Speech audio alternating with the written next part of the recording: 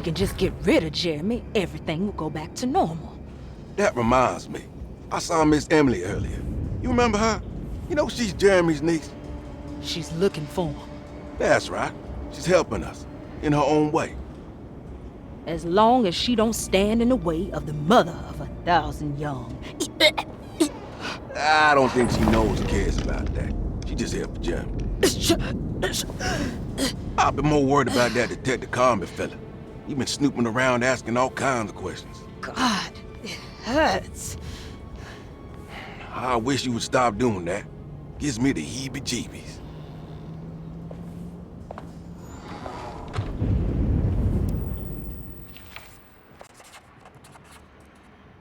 The orderlies, Baptiste and Lottie, were back at Derceto as well, like pieces of Emily's past haunting her. She couldn't figure out if they were on her side or not, and what was Lottie suffering from?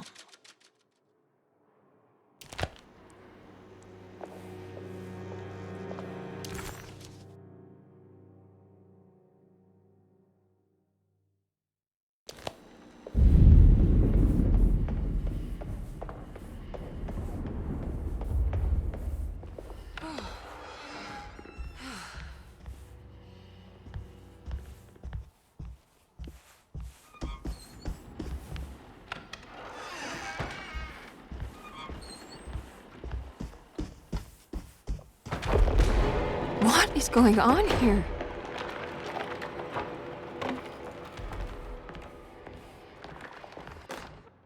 We must have faith that Jeremy's pact with the Dark Man is a bluff. If we are lucky, our visitors will find him and prove it's all nonsense before night falls. What is true is our attempt to call on her. Too many things have happened for this evening to be in vain.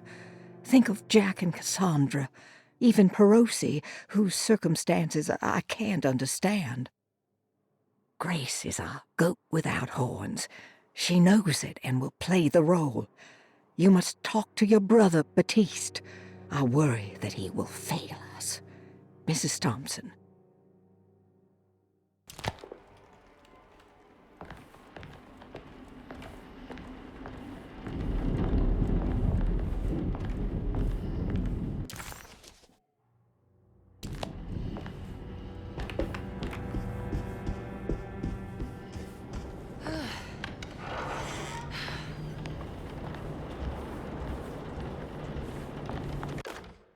Lunacy and the Astarte Artist Colony, a monograph by Yael Klein.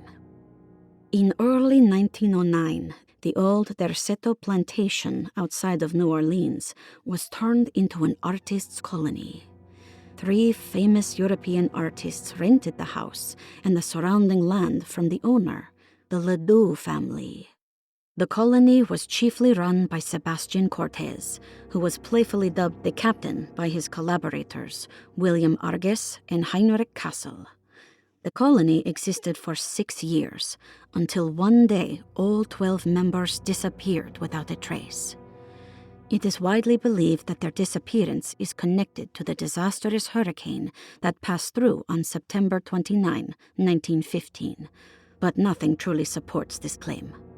What is known is their frequent participation in New Orleans nightlife, their love for hosting parties, and their elaborate contributions to the Mardi Gras parades as the Pirates of Pontchartrain. Accounts of their lifestyle can be found in almost every gossip column. It can effectively be summed up as carefree and bohemian. In late June 1909, the name Astarte first appeared in the newspapers. Cortez said the name came to him as he was painting. There is never any claim to knowing about the ancient Phoenician fertility goddess with the same name before this time. His fellow colonist Heinrich Kassel did know, because he later produced sculptures that show clear references to ancient idols of the goddess. It's impossible to know for sure how this name suddenly made an appearance, but it is interesting because of Derceto's history. Even the name Derceto is the Greek name of a Syrian fertility goddess. In the case of naming the plantation, Derceto was certainly not an accident. We know that Elijah Pickford intended to build a temple for his cult, for he had distributed pamphlets 2 years prior to the purchase of the land, advertising his intentions. His followers were estimated to be almost 100 men and women, mostly sailors, Maroons, and Cajuns, when the plantation was built. To outsiders, Derceto registered as an ordinary slave plantation, which enabled Pickford and his flock to remain hidden for decades. The official story is that the cult lasted until 1862, when the Union Army came and burned down the plantation and scattered all who lived there. Following the Civil War, new people started to congregate in the ruins of Derceto to invent a new fertility goddess, the Shub-Niggurath. As much as Derceto is a particular name to have heard of, it's not entirely uncommon among the learned. Astarte is equally known and could have been subconsciously chosen by well-read artists. Shub-Niggurath is, on the other hand, very uncommon. Almost impossible that anyone in Louisiana would have heard that name. The name is referenced only in rare books like Unaussprechlichen Kulten and the Necronomicon, and is believed to be a bastardization of Arabic words meaning pertaining to the dark young. The few paragraphs printed on the goddess are so upsetting that no one in their right mind would want to build a religion resting on such qualities. The Shub-Niggurath cult was hard to get rid of, but it is believed that despite the police jailing and killing several cultists over the years, the main culprit in the cult's demise is the cult itself, which seems to line up with every instance of cult activity on Derceto's grounds. When Captain J.W. Norton of the Union Army arrived, he described the people at Derceto as malnourished and maniacal. As much as the army tried to save them, they fought back with fervor, as if nothing was going to stop them from slowly destroying themselves. While the disappearance of the Astarte artist colony remains a mystery, the recurring motif seems to suggest that their fate involved lunacy and a hunger for self-sacrifice to that fertility goddess with 1,000 names.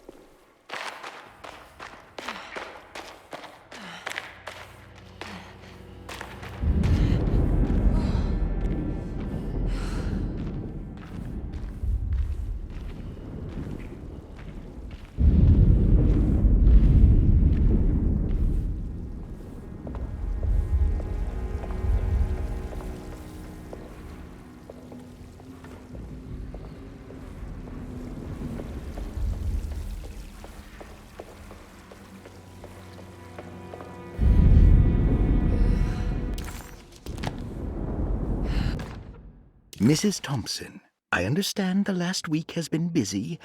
Under these circumstances, I find it important to remind you that Derceto's concerns are not a public matter, nor is it something that should upset you. Please continue your excellent work, and don't spend a thought on the death of Perosi, or, more importantly, the suicide of Cassandra Beauregard. They should mean nothing to you or the staff. I rely on your loyalty, and trust that your close kinship with the Tabois siblings will keep Derceto's secrets hidden. Dr. Gray.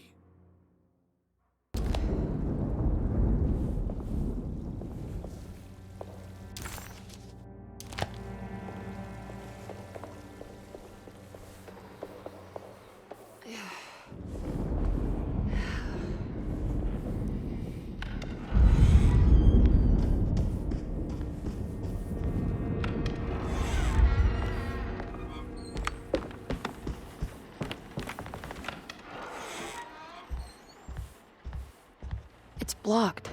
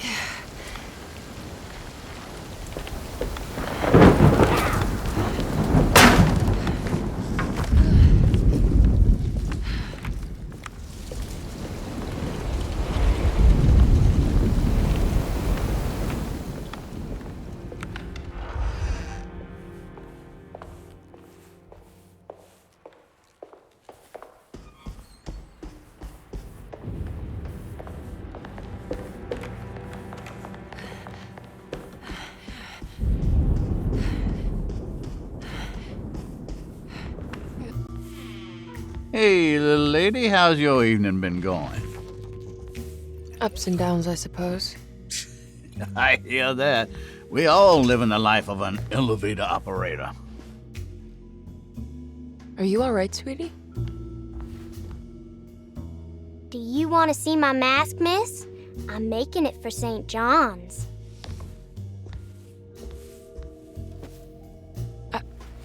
How did you... Is that supposed to be my... Ow!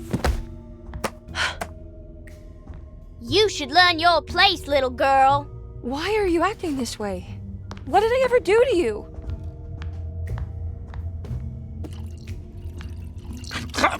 Grace! Grace!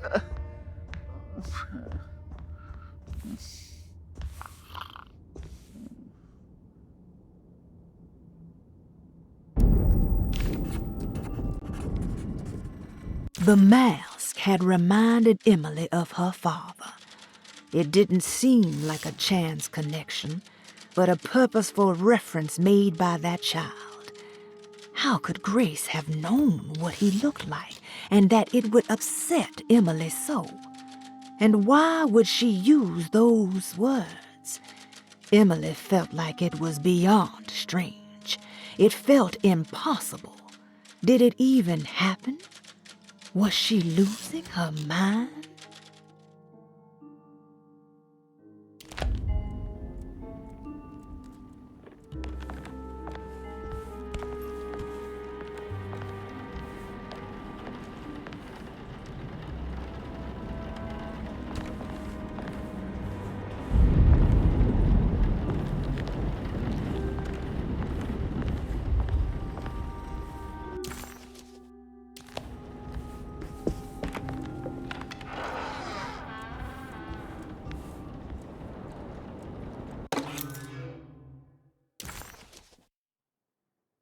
I'll just borrow these. At least he's breathing. I'll just let him sleep it off.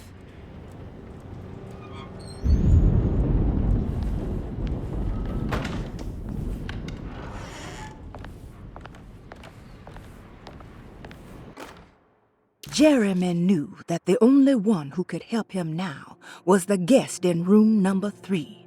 The room seemed to have been empty for so long.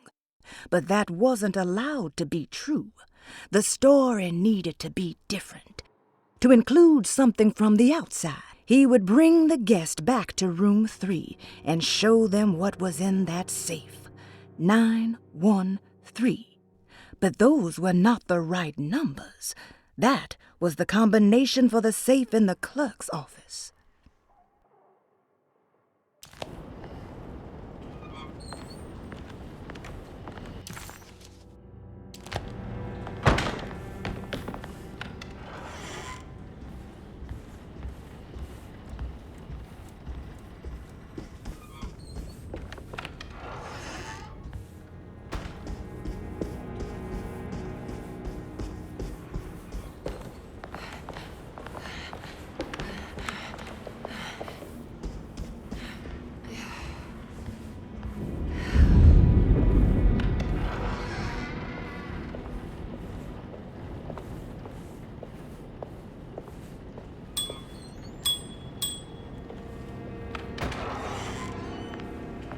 Mr. Waits must have had a spare key to Dr. Gray's office, but where?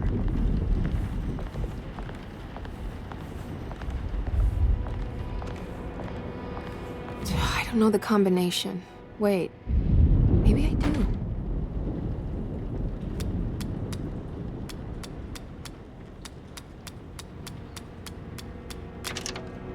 It worked.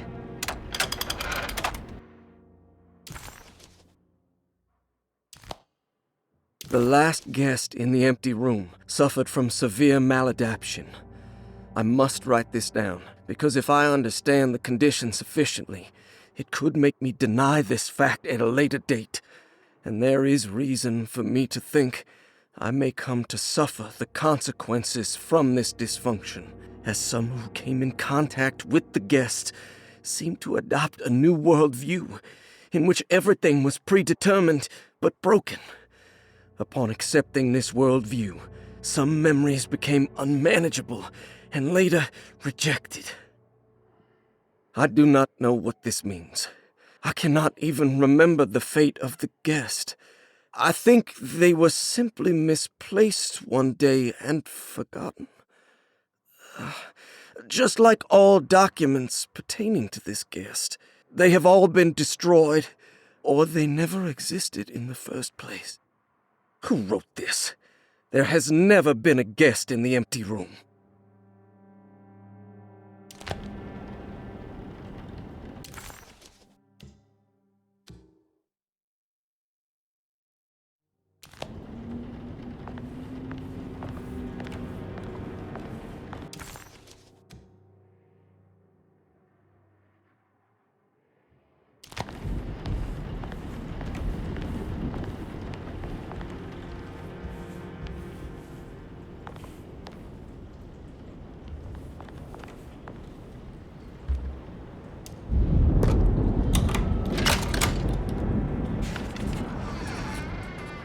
Emily felt lost as she entered the office of Dr. Gray, much like she had the last time she was here. She began to question what she was hoping to find. She was simply going on a hunch that Dr. Gray was somehow tied up in this contract with the Dark Man. Emily couldn't even begin to imagine what kind of evidence she would need. Besides a clear confession, of course. But she doubted she would ever find something like that. She was grasping at straws. The steps on the contract were so confusing to her that she was just hoping to get some small indication on where to go next. Here we are, Dr. Gray's office. Now let's see if we can find some answers.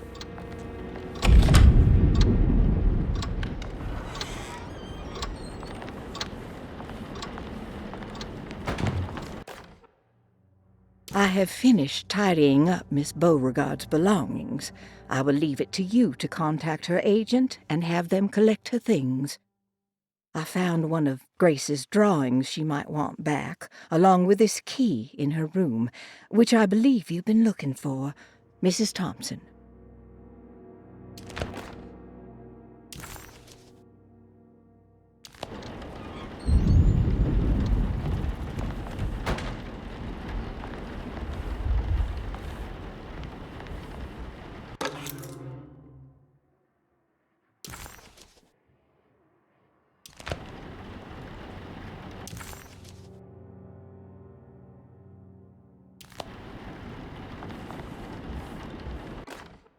Dearest Dr. Manzetti, I find myself in a losing battle with my patient. As I've disclosed in my previous letter, his delusions have him completely captured. It's bad enough that he is torturing himself with paranoia, but his madness turns out to be quite persuasive to others, effectively laying the ground for mass delusion. I am writing to you in hope that you can give me some guidance. Beyond my ambition to avoid devastating surgery on my patient, I have grown worried about my own defenses. The words of my patient are deranged, yet they often resonate with something primitive within me. I have tried photographing his brain with X-rays. It was surprisingly difficult to get good results. Dark blotches on the plates kept obscuring all details.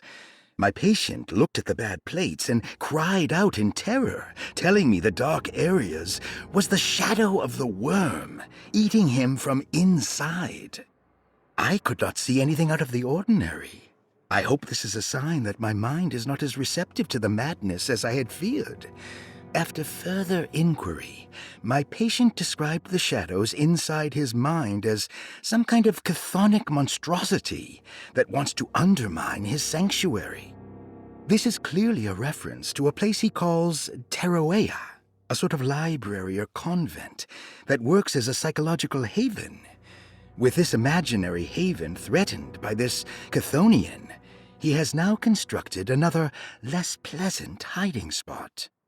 Lately, he has been bringing up a metaphor of a steamboat that has run aground, that he feels like he needs to start the engines and reverse, but he is afraid that the hole in the hull would cause the whole ship to sink.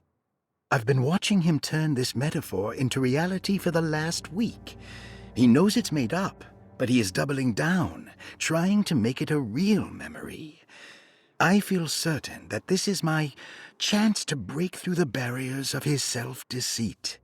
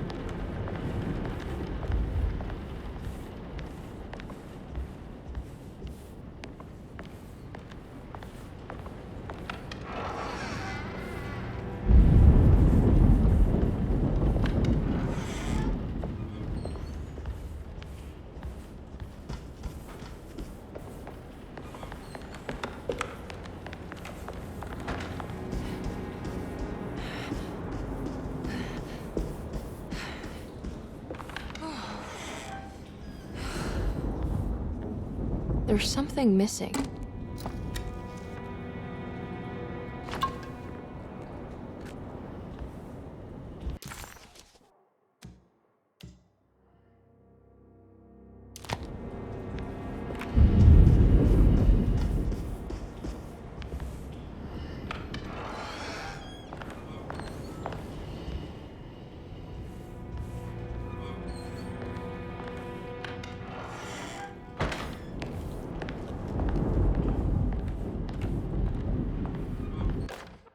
Detective Comby, I'm terribly sorry that my niece has pulled you into this mess. Please, with all my blessings, take her away from this cursed place. I have destroyed that Eater of Worlds and locked it away in the attic and retreated to a place of hiding. Tell Emily I'm safe. Tell her all the lies you can think of to make her listen. Take her back to New Orleans. Sincerely, Jeremy.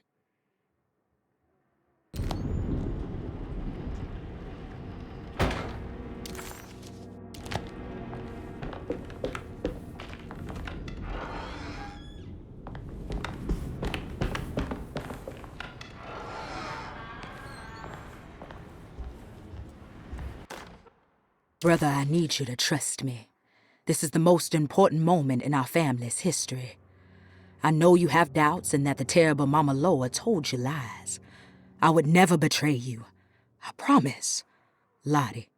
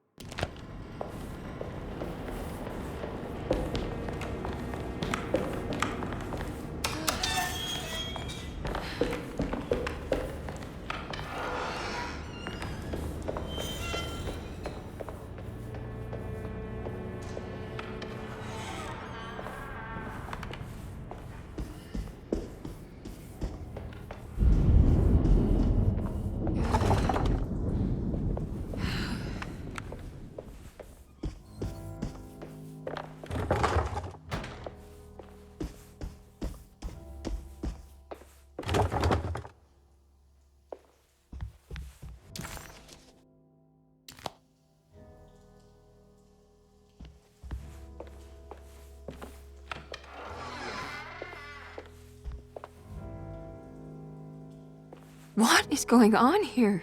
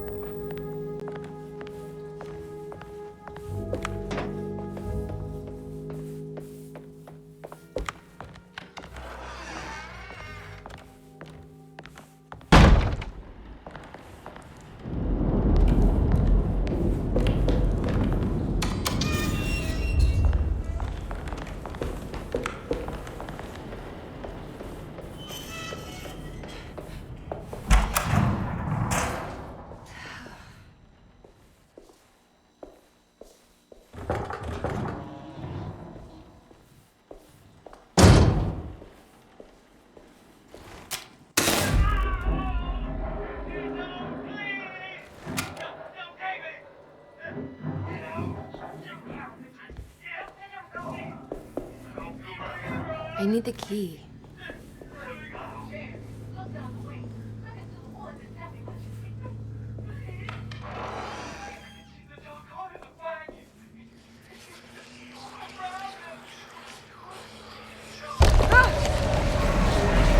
What's happening?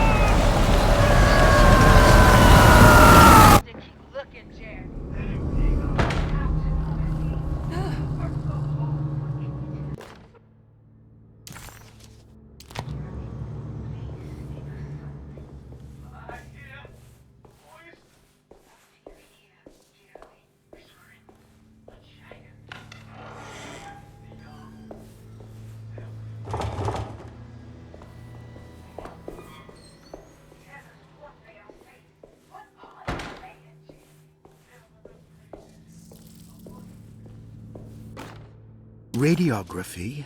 Patient Jeremy Hartwood. Date June 14, 1930. Plates. Jeremy's skull proved difficult to capture properly. Partial radiographs worked best. A complete picture of the brain can be assembled by piecing 3 plates together. Observations. Even when looking at an assembled version, a shadow covers significant parts of Jeremy's brain. Possible tumor, but more likely that the equipment is failing. Jeremy reacted strongly to the pictures and claimed to see a giant clay worm eating and displacing his memories. Notes. While this exercise has left me nowhere closer to an answer, I feel confident that a Burkhardt lobotomy should sever all necessary parts.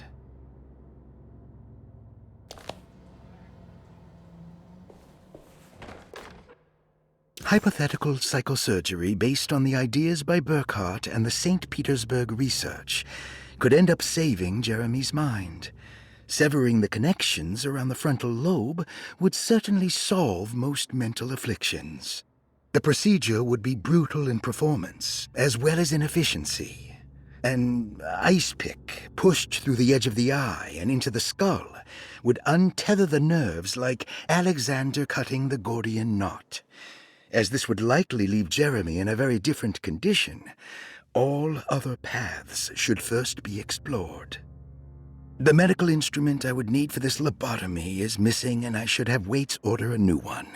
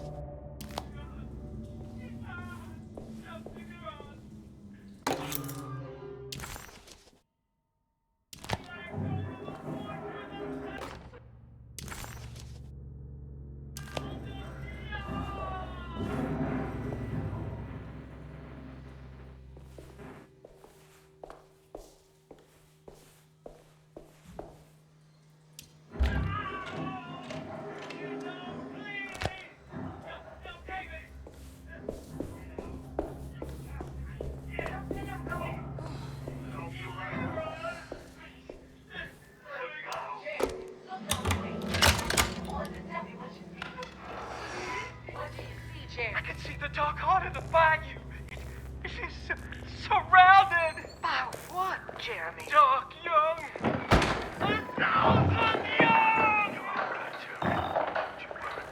You have to keep looking, Jeremy. Let him be, Lottie. We have to know Baptiste. We've worked so hard. What can you tell us, Jeremy? Please give us something. I hear voices. What do you hear, Jeremy? Whisperings. A giant. It's the young. They're praising her. The mother. Tell us what they are saying. What are they saying, Jeremy? Ever the praises and abundance to the black goat of the woods.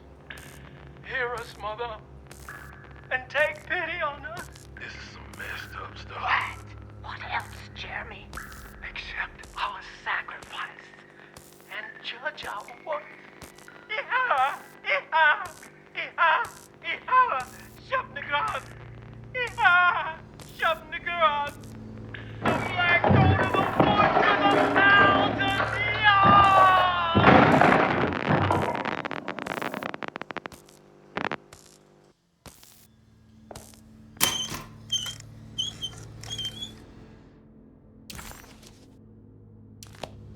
What's this?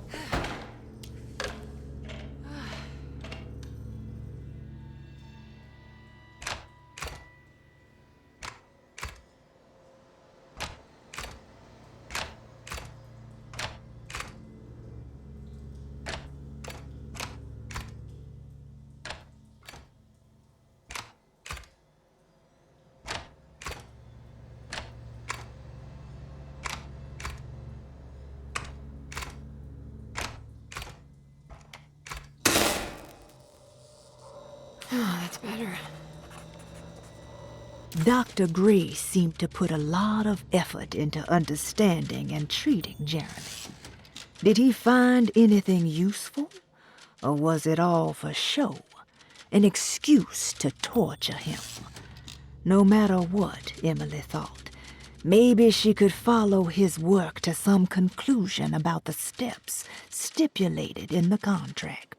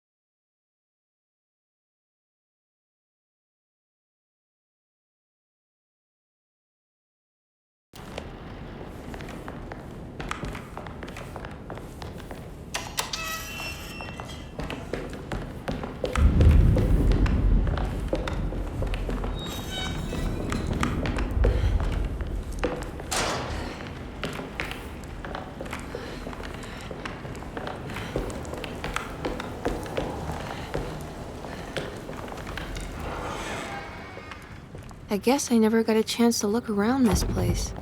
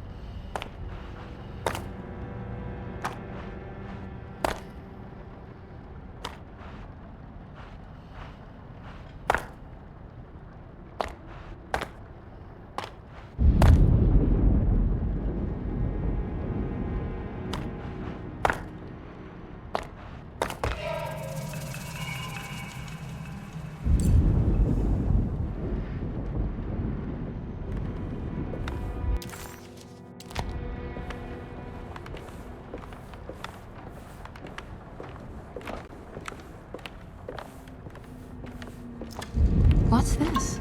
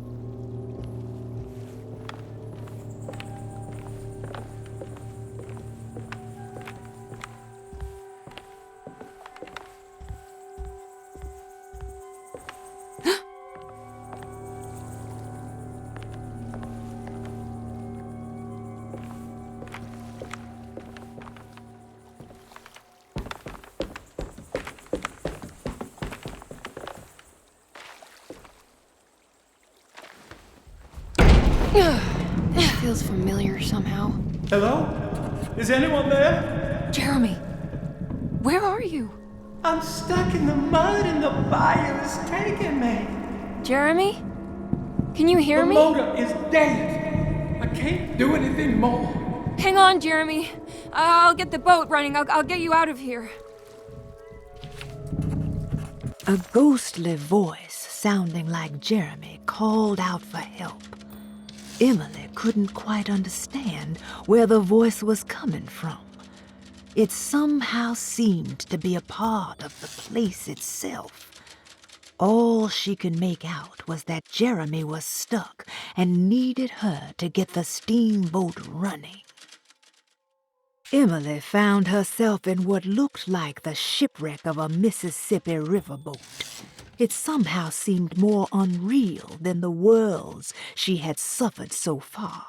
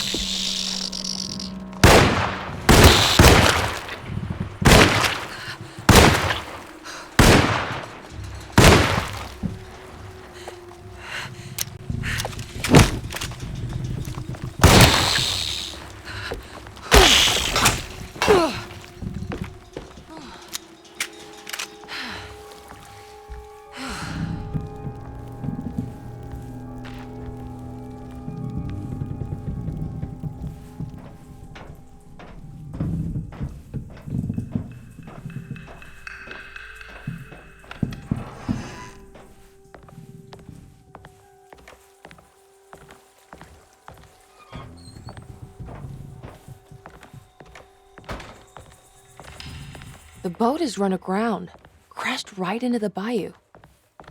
If I get the motor running, I could try backing into the river.